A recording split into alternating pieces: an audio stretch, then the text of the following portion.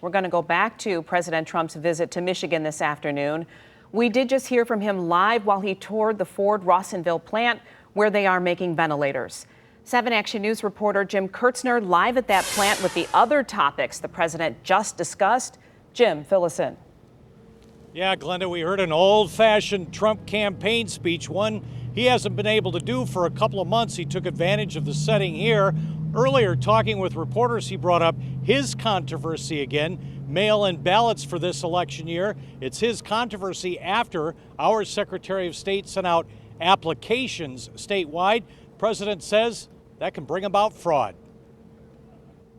A lot of the problem is they're not shipped to certain areas.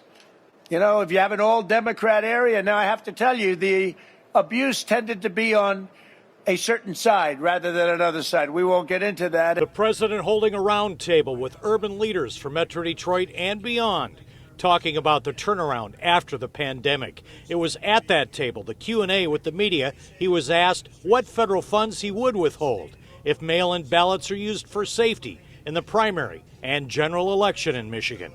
Oh, I'm not going to discuss that. There are so many forms of funding, and we're not going to discuss that. What we want is good, straight, honest voting.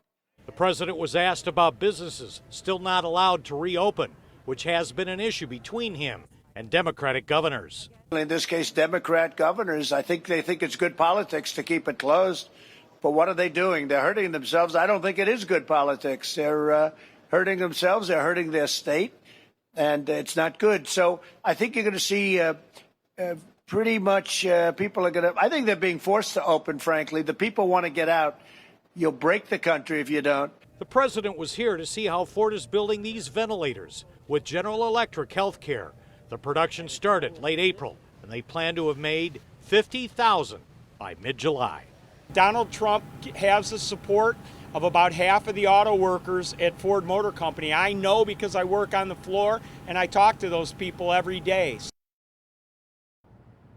Now you saw the president was not wearing a mask. He told the reporters he was away from the cameras.